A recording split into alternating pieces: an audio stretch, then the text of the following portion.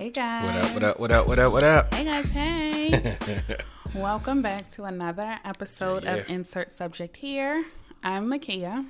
And I'm Ant, sipping. And thank you so much for stopping by to spend some time with us today. Absolutely. First and foremost, I want to say that our hearts and prayers go out to Texas, who has been devastated with Winter Storm Uri, I think is how you say it. Serious for them. Yes. And so what we did was we made a donation to Mutual Aid Houston, and we invite anybody who can in any small, big way, shape, or form to try to do whatever you can do to help out. Anything helps. Mm-hmm. Anything helps. Anything helps. So just wanted them to know you are in our thoughts and prayers, and we hope that this situation improves drastically for you guys soon. Absolutely. Hang in there. Y'all will get through this.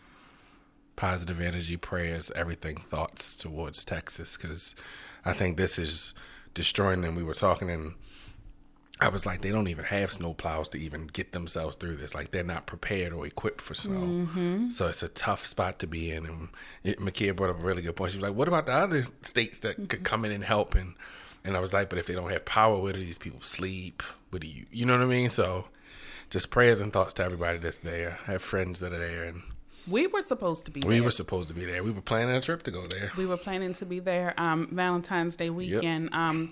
Behind the scenes-ish fun fact, we got into a heated fellowship. Heated fellowship is all it was. It was a brief heated fellowship.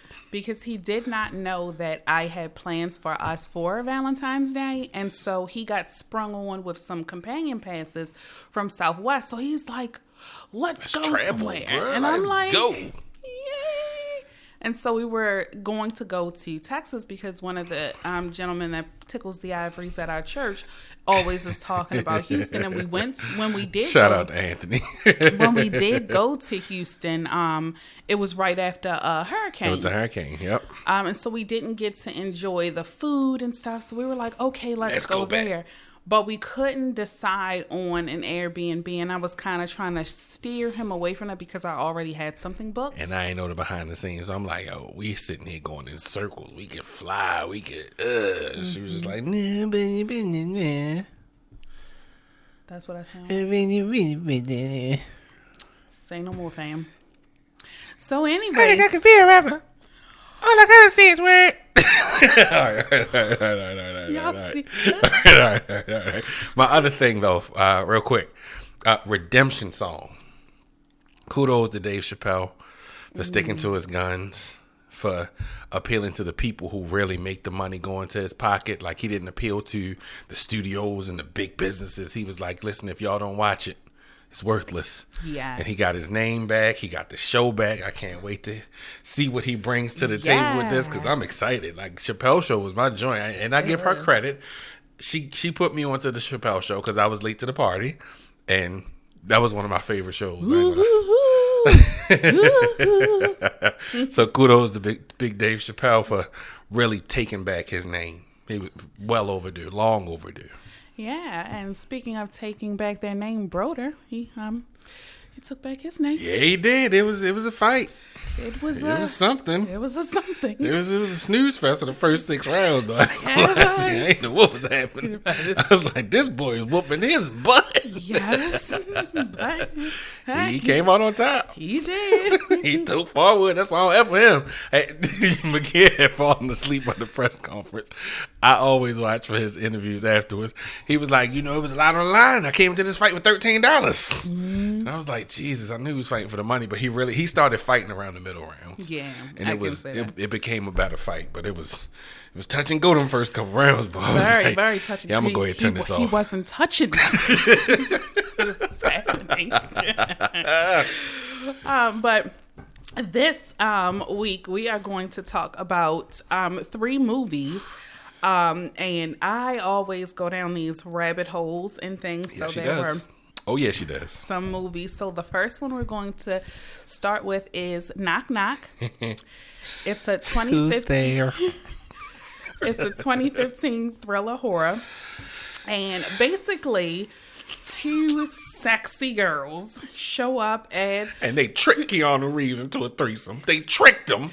I wouldn't call that tricking. That was trickery. That was not trickery. That was witchcraft, sorcery, and trickery. That was not, because he was fighting. So he was doing everything he could not to bang these broads. Listen. Okay? They was like throwing it. They at was him. He was like, And, and I'm watching it. Like, I am watching this, looking at him like, I give him about 13 more minutes. But before he's all deep in love. All deep in love. All right. And so this movie was by Eli Roth, and I love Eli Roth. He's a beast. He is. And listen, please watch this movie.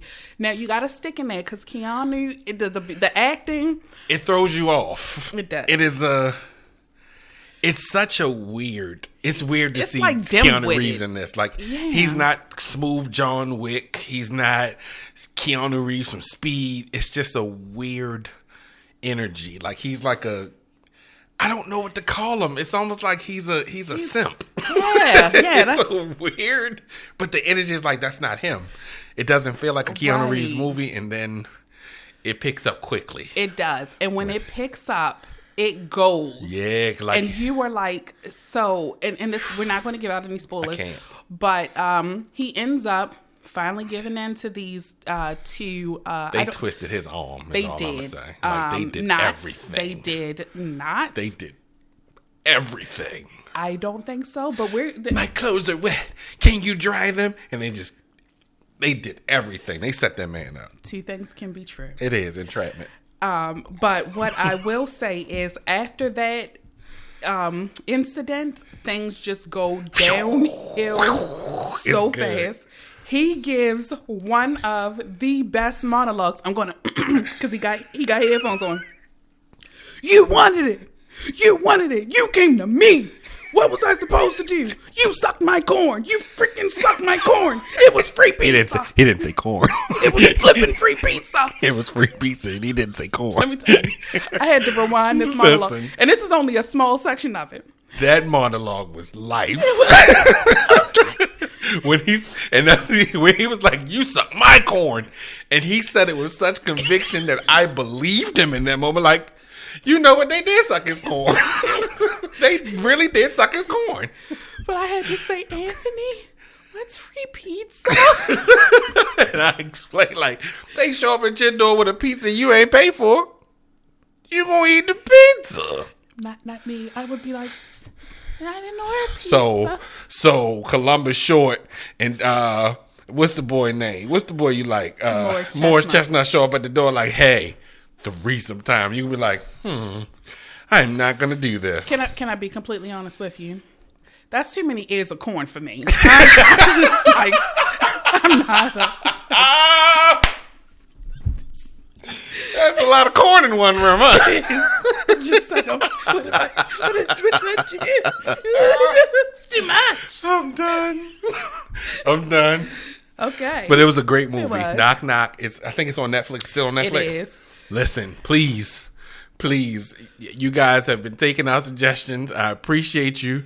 This is one, but Yes. don't watch it with the kids around. But No. this is one. All right. Oh man, you suck my corn. You came to me. I had to rewind it and watch it again. Like, That was a great movie. it was. And so then we're going to go to The Little Things, which is one of the new releases that they're doing on, what is it, HBO Max? And it's a crime thriller. Catch it now. It's I think it's a couple more days left before it's off of HBO Max. So catch it now. Now, what I have to say about this is it was a plot that has been done hundreds of thousands of times. It's a former city cop turned small town cop who comes back to the city for one thing, and then he comes into contact with the new hot shot detective. The hot shot that took his spot. To solve a serial killer, and then they join forces. And at first, when I was watching it, I was like, you know what this reminds me of? Because it's Rami, and I hope I say this right. Rami, am I saying it right?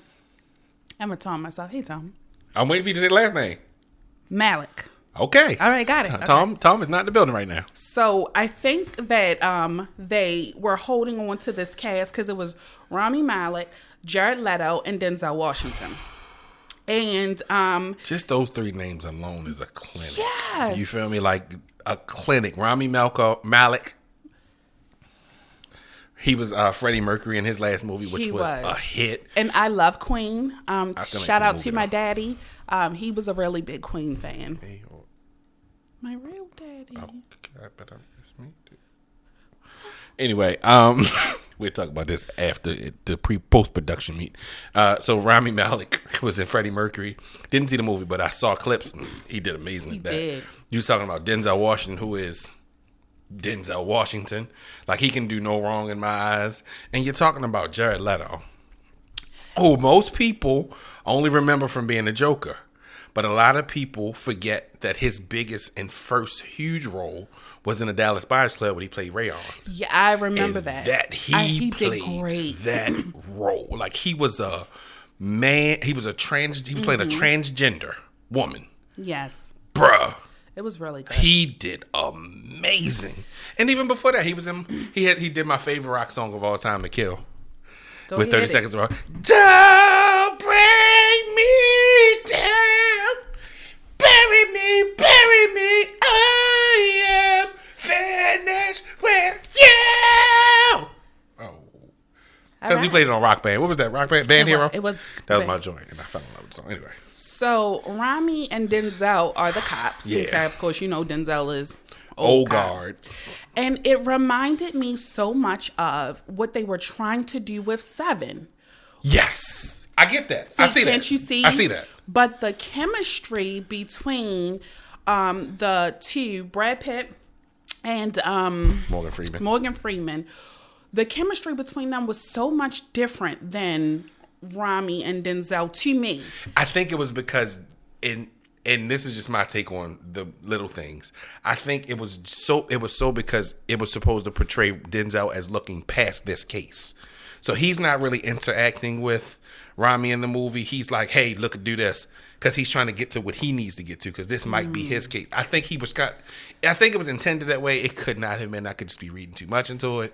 But their interaction was just, it looked like Rami was reaching out, like, help me, Papa Bear. And Denzel was like, look, boy, look in that corner. And then he would go do, like, it was a weird. Yeah.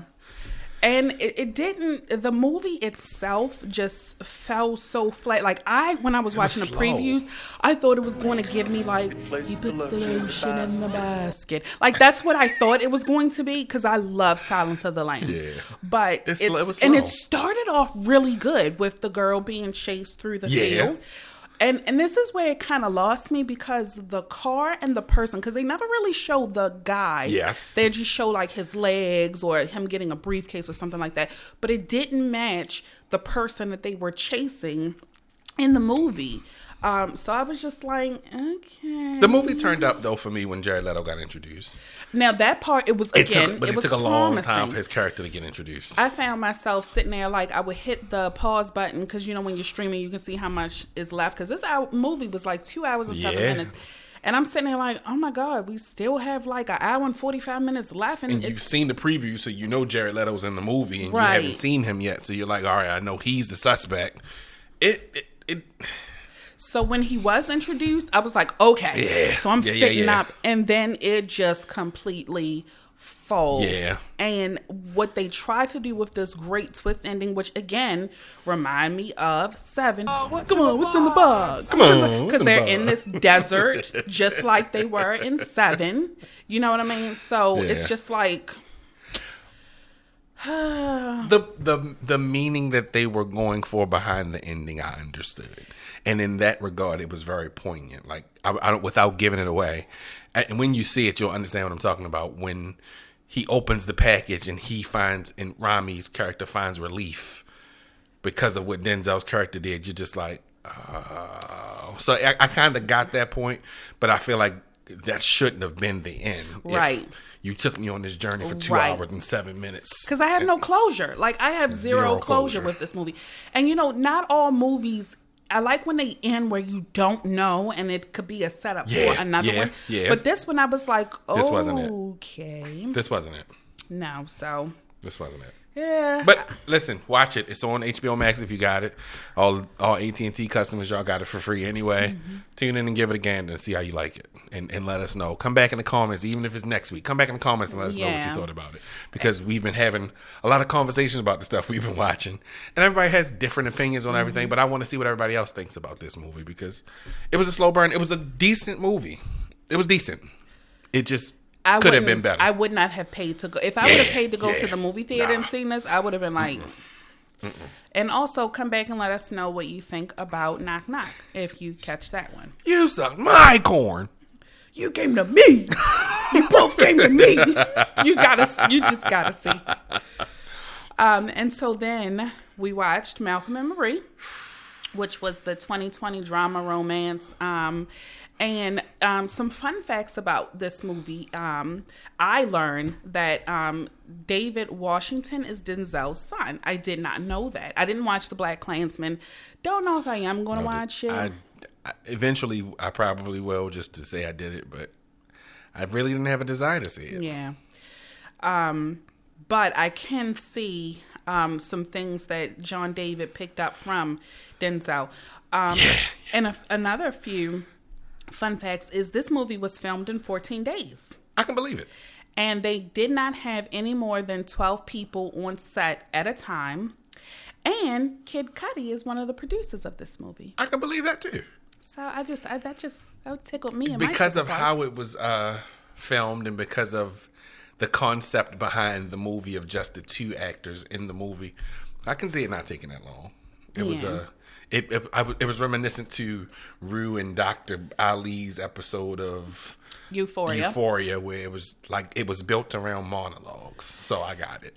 But Euphoria used way less monologues than this did. This was like the opening when he was doing laps around the living room and she's smoking and he's lapping and talking. I'm like, okay, I don't know if I'm going to be able to get into this. I'm going to be honest with you. At that point, I was like, let me see what else is going on. And I look up and he's still doing laps. And just for background, we watched it separately. Yeah, we did. So I watched it first because I was like, I'm dying. Everybody's talking about it. I'm like, I got to watch it. And I watched it. And as we discussed, you'll understand, I love the movie. And for my own reason. I mean, it was okay. I'm a big fan of Zendaya. Like, I love her. And I loved her character in this movie. And the same guy that does Euphoria, he also did this movie as well, Sam Levinson. And so I could see the one monologue that she did with the knife. It was Rue. To me, that was Rue. She did a great job. And it was in her quiet moments that Zendaya really shined, like in the bathtub scene. Really loved. So that was a scene. It was. That was my favorite scene. Really? Of the movie. And her in the area with the knife was my favorite scene. That was a good one. Not giving it away. We're not going to give any spoilers away. We want you to watch it. But that was a good one. But the bathtub scene took more emotion for me. Like, it did. That was... Because that was hard acting with no words. Yeah. I mean, I liked the movie. I guess, I think the biggest thing for me was I was listening to all the people say it was toxic. And I didn't get toxic. Like, the whole movie to me was a love story.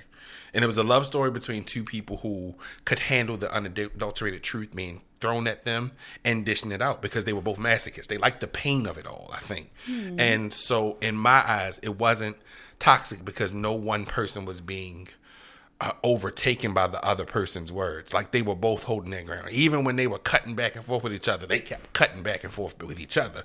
And then when the review came out, they came back to the focus of, let me put it back on him. And she was there for him, even after the bathtub scene. So to me, it was more of a love story. I just think people are so... You have to look at it through the eyes of what you've experienced, in my opinion. And if you experience this type of relationship, to you, it might have been toxic. You experience a relationship where you're used to telling the truth. To you, it was like, that's a love story because they just tell the truth to each other. Because how many people can handle the unadulterated truth? That's a good point. I didn't take it as it was toxic because it was points where... To me, Rue was trying to avoid going down this hole because she was like, "Not tonight. You don't want it. You don't want to hear." But just even in that, you don't want it. Like, this is what they. That's why I took. This is what they do. I will say, even though I didn't think it was toxic, I do think they both need to learn when enough is enough. Yes. Because that was, some stuff could have been avoided. Some of those wounds that were incurred that night could have been avoided if they'd have just been like, you know what, let's walk away from this right now. And neither one would. The one thing that I did like about this movie is that you learned more and more about the characters through the arguments. Yes. You learned about their background, Yes. not just why they were angry, but it started to pull in different pieces of how they got together. Who they were. Yeah. Past there. And I thought that was expertly done, is you told a story without having to broadcast it across the screen of, here is little Malcolm and here's little Marie. So I did like that. I also like the tension in the merry-go-round that they went through, where they would argue, make up, almost have relations, argue, make up, almost have relations. They should have went to the pound cakes. But I started to get kind of bored with it, because I was just like, okay, let's get to the real problem here. And everybody says it was that she wanted a thank you, but I didn't get that. I got that it was more she wanted acceptance. She wanted Malcolm to stop picking everything apart and reading too deep into everything. She wanted love because she wanted Malcolm to love her. And I don't know if I fully believe that he really did love her. I don't think he loved her. Okay. My personal opinion, I don't think he loved her. I do think, I did think she wanted an apology. I think she wanted acknowledgement.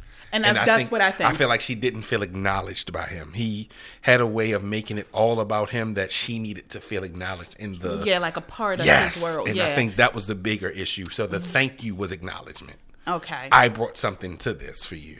That's how I look at it. Okay. It was good to me. I feel like it all depends on your relationship history. Because in this, like when you said about the back and forth, like they would argue and make up and argue, make up. Well, you know, from our history-ish fun fact, I'm the arguer. I want to keep going until we get to the end and we have a resolution. And Makia's not. So for me, I'm like, they're going to get resolution. They're both going forward continually to get resolution, because she had no resolution. So you can, stop and go to Pound Town. But then she had no resolution. She still wasn't acknowledging all of this. He was just a lot to handle. Well, they both were. That macaroni and cheese scene, though, that was powerful. Even though, to everybody else, it was stupid. That was powerful. It was. But there was just a lot of filler in there. Like his whole dance scene, I was like,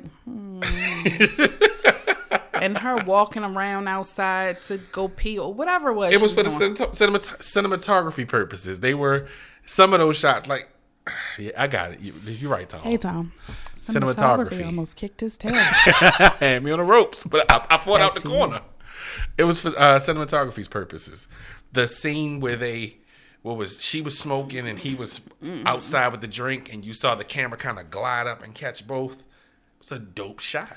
It was. Was it necessary? Shot. No. Yeah. But it was a dope shot. They could have cut this one down too. Really? Just saying, it could have been cut down. Tell us what you think, and hit the comments and tell us what you think, because I'm curious to see what everybody else thinks. We've had several conversations with friends, and we've all had different opinions about how the movie was. But I'm curious to hear what you guys got to say about it. Wading through all of the tension and turmoil, overall, it was a pretty decent movie, but I honestly feel it paled in comparison to Euphoria. Euphoria gave me so many more feels than this did. It was okay. I couldn't compare it to Euphoria the series. I compared it to Euphoria the special.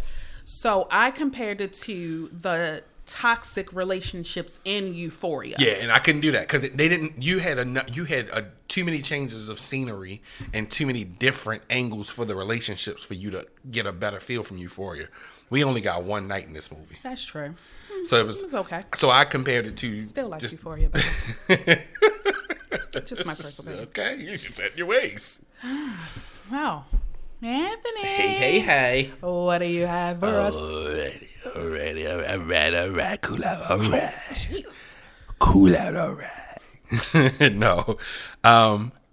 Have you ever heard of the artist Moray?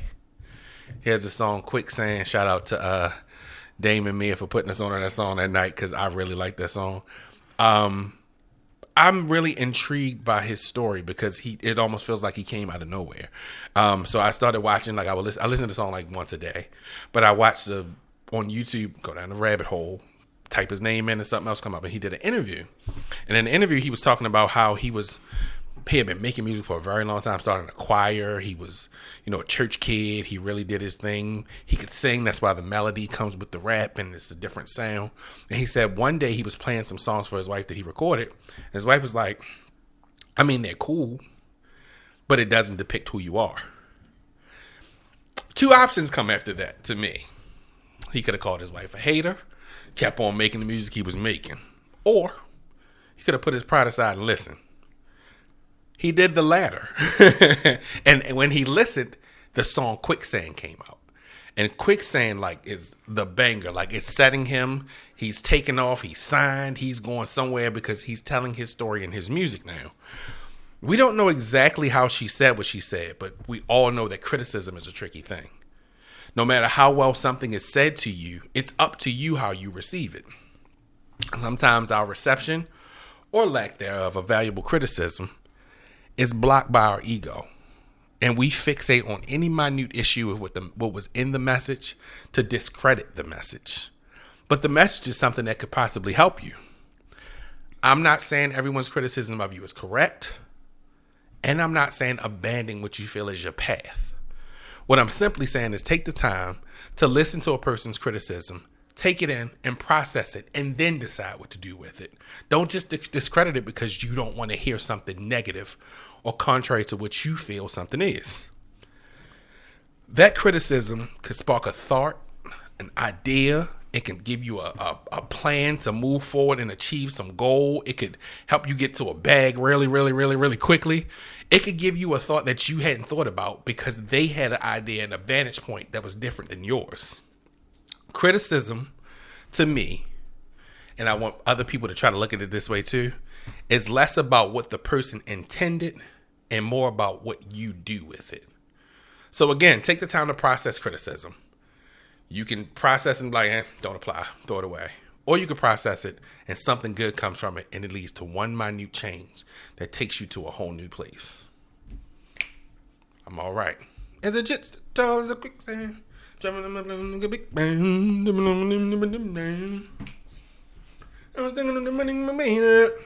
Okay.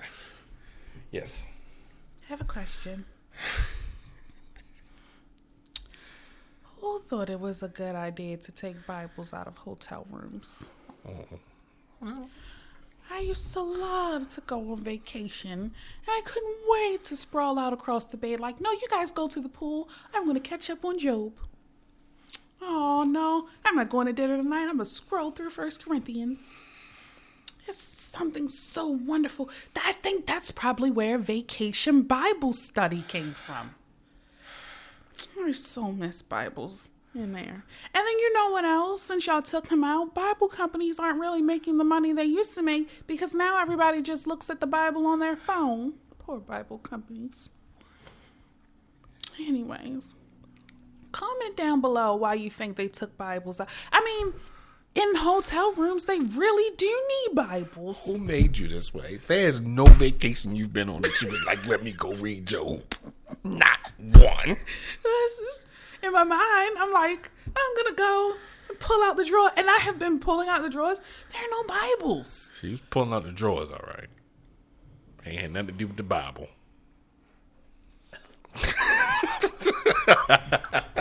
Anyways, this week's hashtag is Long Live Hotel Bibles. Bring them back. Won't you bring them on back? Some people really, won't you come on in? Some people really need a word. If you're in a hotel, depending on what hotel you're in, depending on where that hotel is, depending on your circumstance, you might need a hotel Bible. Long live hotel Bibles. Thank you. Hi, fans. So this week's sponsor, I am super, super, super excited about. It is School Sense, and it was developed by a tween named Marley who has ADHD, which impacts her focus and retention. And there is something so soothing and calming about candles to her. So she started this company, and it was birthed out of when the vid halted activities and in-person learning. They smell good. They do. And I really love her packaging. You get a note card, which looks like a piece of notebook paper. And she's got scents that are named like no name test, things that happen in school, study hall, first day outfit, just like some really nice scents. Boys' locker room. Yeah, and you would think boys' locker room is like, but it smells really good. And on her site, she has the note breakdowns of everything that's in the candles. So amazing. And they burn for a long time. And so we are going to give $25 towards a lucky subscriber who uses the hashtag Long Live Wholesale Bibles. $25 towards your candle order. And we just have her tins here. She also has Luxe candles that she just came out with, so I will be going back and ordering. Because they all smell amazing. They do. Listen. And a sweet little team. Support her. We will link her information down below so that you'll know where to find them. And definitely support. I could not decide between the candles, so I was just like, give me them all. I'm glad she did, because as soon as they came in, I was smelling them like, yeah. So these three mine, right? They smell good. They do. So this was an okay episode. This is good, especially the free the hotel Bibles. I like reading Job. Also, we have people who have been commenting in the comment section below to say you want to see more Airbnbs and you want to see us do reaction videos. So we are going to get around to doing those. Like kind of bonus type stuff, not in place of our episodes. Right. So be on the lookout for things like that. And if there's anything that you would like to see us do or talk about, let us know. Shout. That is great. So, with that being said, because my cup is now empty, I'm Ed. And I'm Makia. And thanks for stopping by to talk some issues today. Bye.